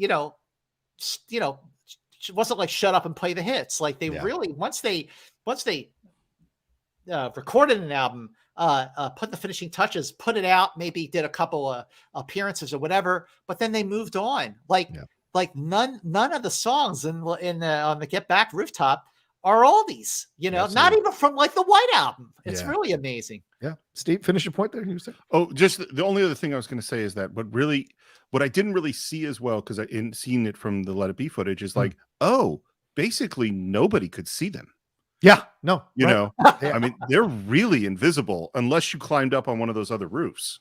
Right. Which is I think why he's asking the question. Do you know who this is? Yeah. Can you hear the music? But I loved, I get the old lady coming out. They woke me up from my sleep. I was I love, it's such a separation, right? So the older kind of guy who might be an accountant or whatever saying, well, it's just a proper time and place for this. It's not now. There's obstructing the business and whatever. So you see the young people crying around, really enjoying it. And then you're seeing the older people kind of have the issue.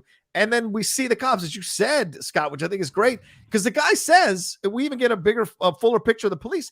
I don't want to do it, but I'm going to start arresting people because I have to, because you will clog the streets and then that's an issue. And so, I mean, I think they accomplished what they wanted to accomplish, which was to put on this live concert on a rooftop. And as Paul said, have the cops shut them down. But the fact that it was only this many songs and it was kind of stolen time, it makes the concert even more precious, even more kind of a gold piece for you to have, and I loved seeing the full 47 minutes. And I didn't know that there were multiple takes of the same songs. That surprised me. And it was great to see that. But just the idea that it existed in the way that it did, I thought was brilliant. What a great way to kind of reclaim the power. Because as you said, Scott, their last experience was not a good experience being live. So being able to kind of come back to do it one more time just before they break up without probably sensing they're going to break up, I thought was a great gift to watch in this documentary as well. Another great moment, moment, fellas. So you ready? Yeah. So when they are on the roof. Yeah. First, by the way, they have not played live since August of '66. Right. First of all, let's just be clear. They sounded great. Oh, yeah. Amazing. Sounded great. Yeah. So the other thing, so here's a great moment. So the cops are on the roof, and then they're playing Get Back for the third time, and the amps are shut off, and John and George turn around and they're looking at the cops, but Ringo and Paul are still playing. Yes. Like John and George have stopped and they've turned around and they're engaging with the cops. And then Paul and Ringo keep going. And so what happens? Mal Evans turns on John's amp. George turns around, turns his amp back on, and then they keep going, din it. And oh my God, it was great. And the other great moment I have to say was after it was all over and they were back down in the studio listening to the playback, and they're all crammed in that little room, and they've all got like their, Maureen Starkey is there. Maureen Starkey, by the way, Ringo Starr's wife, is really hot. And then Linda, gorgeous. And then Linda's there with Paul, Yoko's there with John. And they're all listening back, and they were so pumped. They were like Steve, I think you sent me an email about this. I did. I don't remember. Oh no, you didn't. No, it wasn't me. Okay. It was Glenn Whipp, he's actually the awards film journalist for the LA Times. Big Beatles fan. He said, if you could have just taken that moment of the Beatles listening to their playback, where they were all like they were all in the zone and they were all basking in their glory. If you could have just captured that and kept that going, maybe it wouldn't have ended with Abbey Road. Yeah, but then again, we wouldn't have gotten the great music we got from them. So, I mean, All Things Must Pass doesn't happen without George leaving that group. And that is a triple platinum album. Triple album. Right. It's the highest selling album of any of the Beatles solo projects is that one. So I think that's what makes the joy of the fact that you have that moment even more precious, because it doesn't last and all things must pass. And just like all this here that we watched for the 8 hours of documentary, all things must pass as well, including the Beatles breakup and going off to do their other things. And as I said, then there were two. There's only Paul and Ringo. And when you look at it, and watching Paul at the Rock and Roll Hall of Fame introduce the Foo Fighters was a great moment to see him still rocking. But the age is there, bro, and you can't deny it. It's tough to watch, man. I know that I will cry tears when Paul passes for sure. Yeah. And Ringo too, of course. Yep, he's gonna live forever. Yeah, fair point. He will not pass. Paul's gonna live forever. William Shatner is gonna live forever. Both these guys. I'm sure. He found something up there in space. I know. Go ahead, Steve. Sorry. One small thing that occurred to me, John, as you were talking about the solo albums, is there's this one moment where George is talking about I kind of want to make my own album. I kind of want to do my own thing. And the reception to that is absolutely like, there wasn't like, you can't do that. It was, so I think maybe there was an alternate reality where they could have made a couple solo albums, then come back together and made another album, and that 100%. I agree. If Alan Klein doesn't come in the picture, Steve, there's no effing way they don't come back together and do an album in the 70s, maybe do something in the 80s, and maybe even for that ABC thing, which is okay, they would have come back together to redo those 2 songs that John had written in a way that doesn't have necessarily the Jeff Lynne influence, which I'm really well, first of all, listen, the Alan Klein aspect of all of this. Yeah. Hearing John talk about Alan Klein, like he's drank the Kool-Aid. Yeah. He was all in with Klein. He was saying how brilliant he was. And Glenn Johns, the co-producer of the Get Back sessions, who had his own experiences with Alan Klein because of his dealings with the Rolling Stones. He's basically saying, don't trust him. Yeah. Glenn Johns was basically, I don't know. He's like, John's like, oh my God, he's so great. He's got all these great ideas.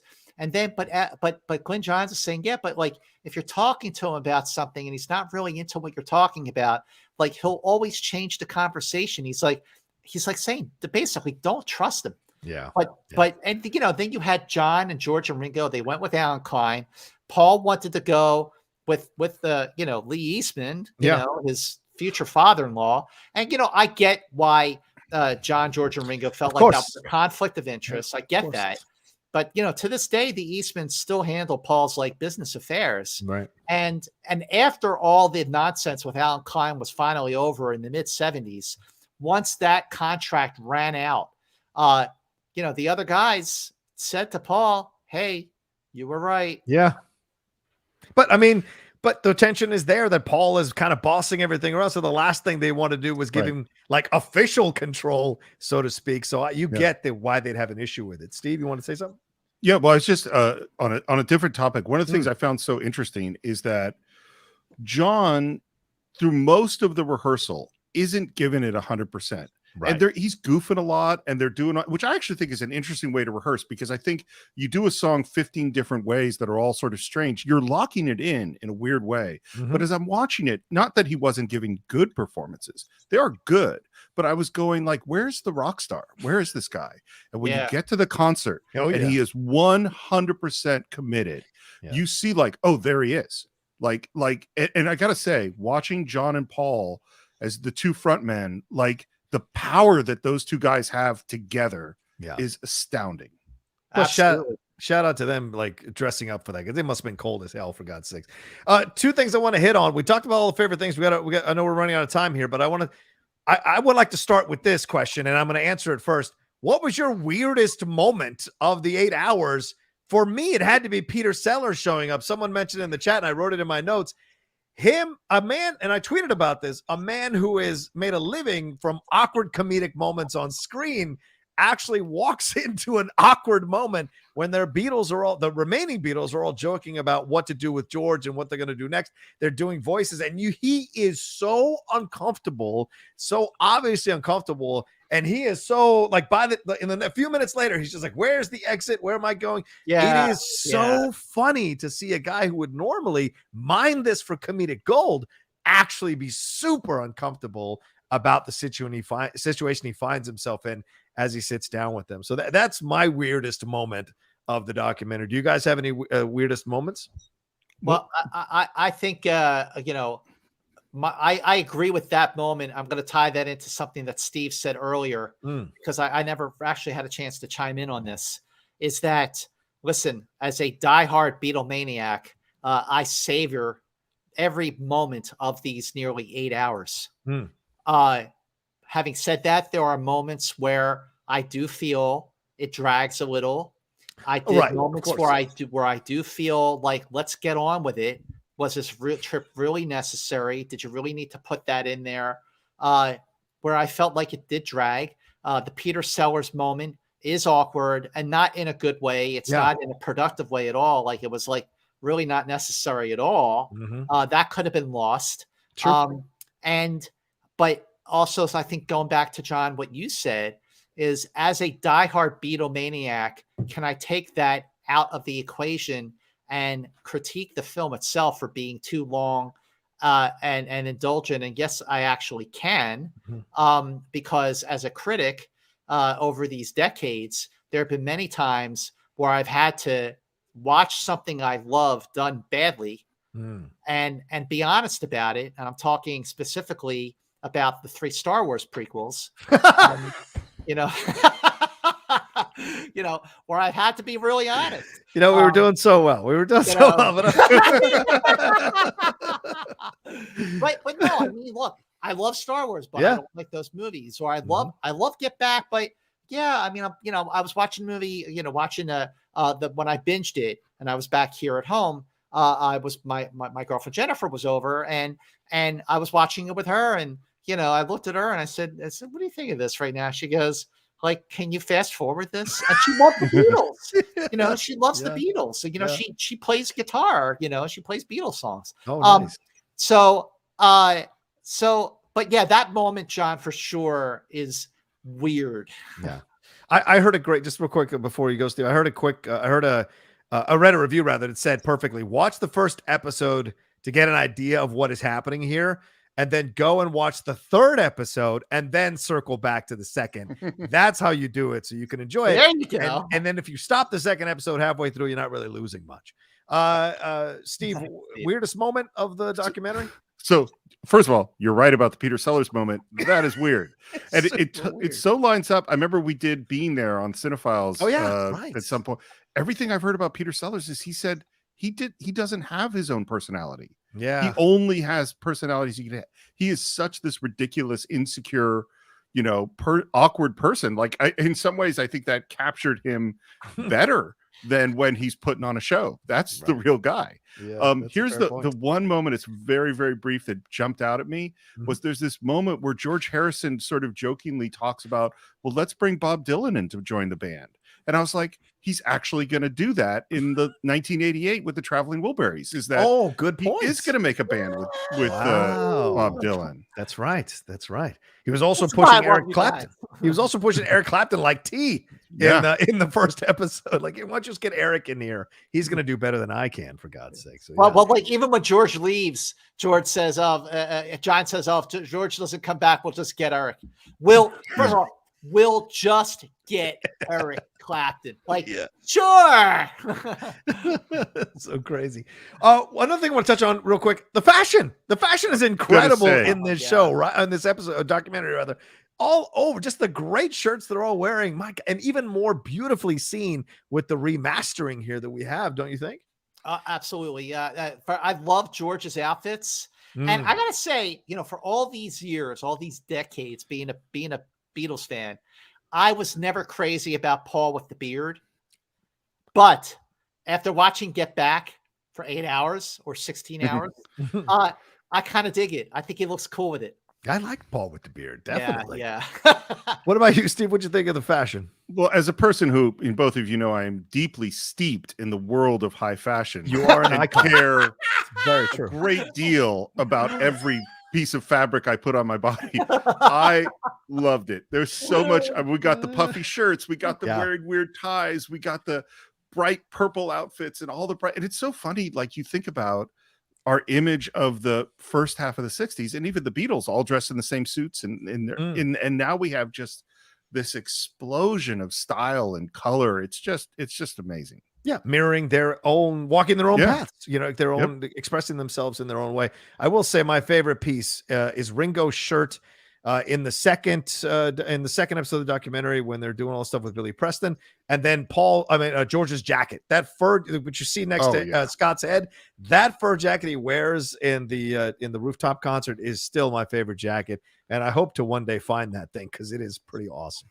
I have a prediction. Yes. Okay. So what we have now seen on Disney Plus over these 3 parts is almost 8 hours long. Yeah. And as we've discussed, there are certain moments where, feels a little long, feels a little drags a little bit, whatever.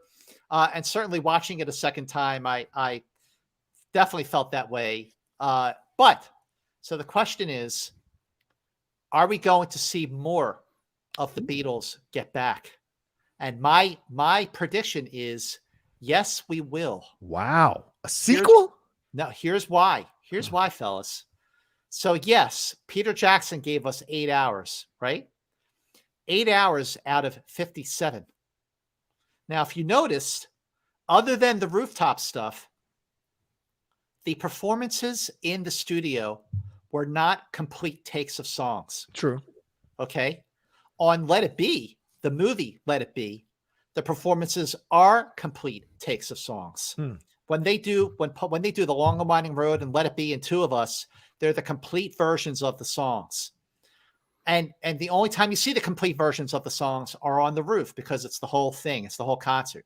Right. So what I think is going to happen is when, not if, but when the Beatles Get Back comes out on Blu-ray, it is going to come in a special edition with up to an hour of additional footage, because let's not forget, gentlemen, we are talking about Peter Jackson.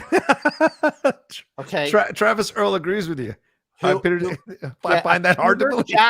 Travis Earl, Travis, you're awesome. You've been great. Follow me on social media. You're the man, buddy. I love you, pal. But I absolutely think that after he put out Lord of the Rings, Fellowship of the Ring, The Two Towers, Return of the King, those movies were 3 hours long. And what does he do? He puts out extended editions.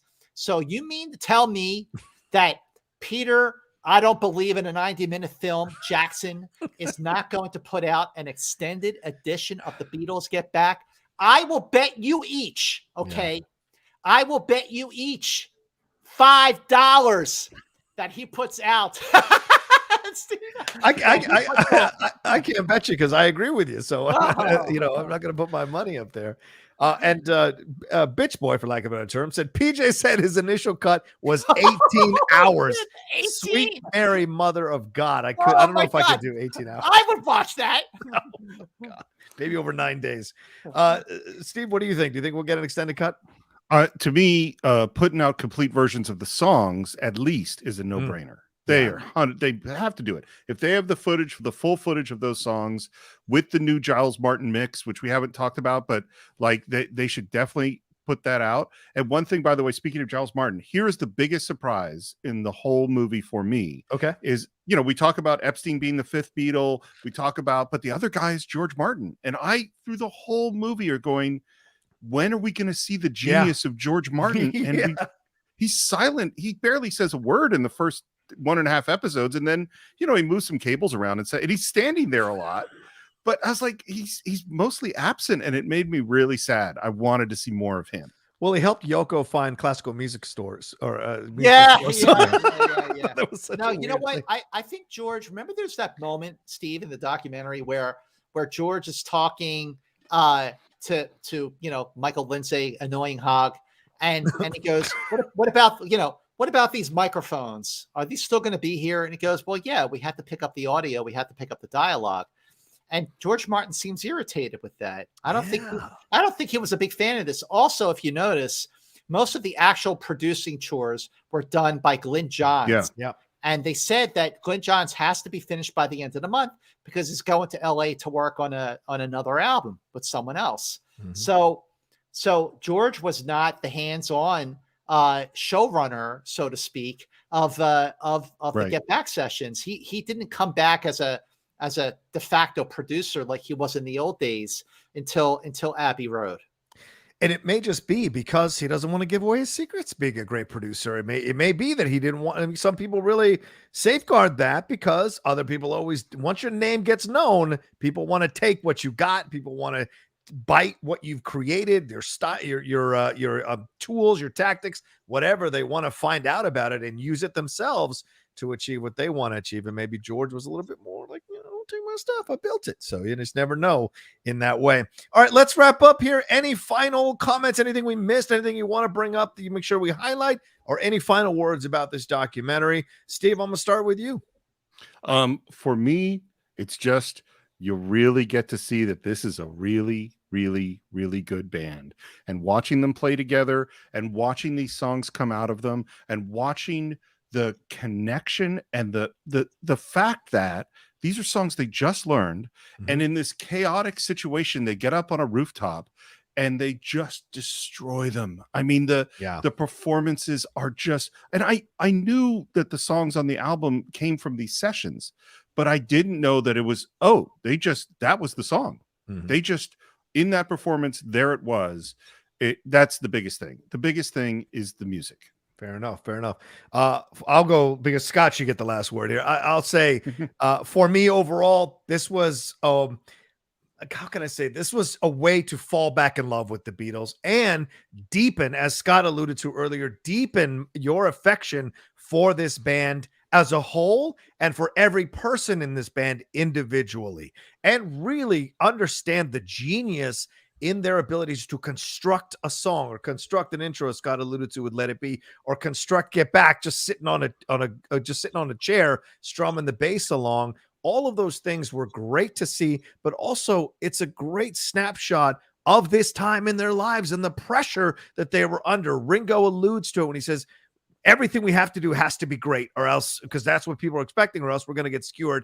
That's the unfortunate side effect of being one of the greatest bands ever, is that everybody expects you to be great every single time you issue anything, or else you get destroyed. And I imagine because of some of the reviews from the White Album, he was stinging from that, and the band was stinging from that. So to see them kind of figure things out, come together, yes, with tension, yes, with people walking out, yes, with issues, but still recapture the brotherhood, recapture the band, and create this incredible music and lead that rooftop concert. This is a hell of a journey. Even if it drags at points, it's still a journey worth taking, just like Peter Jackson's Lord of the Rings movies, which do drag at times, but still a journey worth taking. Scott, please, the final words on all of this, my friend. Well, listen, for the last, I would say 30 years, Beatles fans have been given so many great gifts. We have Live at the BBC. We have On Air, Live at the BBC Volume 2. We have the Beatles anthology with those 2 new songs, Free as a Bird and Real Love. And then we have these box sets of these albums like Sgt. Pepper and the White Album and Abbey Road. But then we also have, Criterion versions of A Hard Day's Night, which is like one of my favorite movies of all time. 4K coming in January. Go get them. Already on pre-order. Absolutely. Yeah. Great point. And make sure you listen to our deep dive of A Hard Day's Night on the CineFiles. But for all these years, decades, people are like, when are we going to see Let It Be re-released? When are we going to see Let It Be remastered and remixed and re-released? It took all this time, all these years, well past the 50-year mark from when Let It Be came out, and we finally get the Get Back feature, the 3-part 8-hour series. And I have to say, boy, was it worth the wait. And it is just beginning for Beatlemaniacs to dive into Get Back, because this is something that is going to be dissected and analyzed and assessed and reassessed. It has corrected the course of one of the biggest misunderstandings about the Beatles during that time. That makes Get Back absolutely essential. And it was such a pleasure to get back with my 2 friends, Steve and John, to talk about this. These 2 hours have flown by, but time does fly when you are having fun. Yeah, absolutely. And I couldn't echo Scott's sentiments anymore. Thank you to both of you for being willing to come on the channel and do this review with me as 3 fellow Beatles heads, just having some fun. And you're right. These 2 hours have flown by, Scott. All things must pass. This documentary and this review here must pass now as well. And thank you all so much for watching us. Steve, where can people find you and everything you got going on? Well, I just want to say first that it's bizarre that here I literally talk to both of you professionally, sometimes usually separately, sometimes together, and yet it has been such a rare joy to talk to you both in this situation about this topic live on camera. I've had an absolute ball. And if you do want to find me, you could do it at SR Morris on Twitter, SR Morris1 on Instagram. We've already said we've got the CineFiles that I do with John and sometimes Scott as a guest. We have Enterprise Incidents that I do with Scott and sometimes John as a guest. It's just, so you can find us there too. Yeah, there you go. Thank you very much. Scott, everything, brother. I love you. Thank you again for this weekend. And B, thanks again for doing this. And where can people find you, my friend? You can follow me on Twitter and Instagram at Movie Mantz. Like Steve Morris said, we do a podcast on the original Star Trek called Enterprise Incidents, the ultimate deep dive of the original and the greatest Star Trek series of them all. But I have had so many great conversations with Steve and John on the CineFiles. In addition to A Hard Day's Night, in addition to Blade Runner, we also have Close Encounters of the Third Kind, 2001: A Space Odyssey, Star Trek the Motion Picture, Star Trek 6, The Undiscovered Country. If you love movies, and of course you love movies, you will not find a better deep dive conversation on movies than with John and Steve on the CineFiles. And trust me, I know, and I mean it when I say this, it's the truth. Yeah. And don't forget Star Trek II, The Wrath of Khan as well, which is for us to listen to for sure. You can find me at The Rocha Says on Twitter and on Instagram. If you're a first-time visitor to the channel, hey, I'd really appreciate you subscribing. Hit that subscribe button and hit that bell button so you see where we're dropping all the content we do. I dropped a reaction to the first look of Across the Spider-Verse early this morning. I'll probably be dropping a Matrix Resurrections reaction trailer a little bit later on tonight. Geek Buddies coming tomorrow. So much happening. Jedi Way later on this week. So subscribe to the channel to enjoy all the things we do here. You can follow me at The Rocha Says on Twitter and on Instagram, and my other podcasts that I do here, the Top 10, as we mentioned, the CineFiles and the Geek Buddies. All right, much love to all of you. We share your Beatles love. Put it out there into the world, man. All you need is love, and we have love here to give you, and I hope you can go out from this review and give love out into the world, and we'll talk to you next time with another brand new review or another brand new reaction here on the Outlaw Nation. Peace.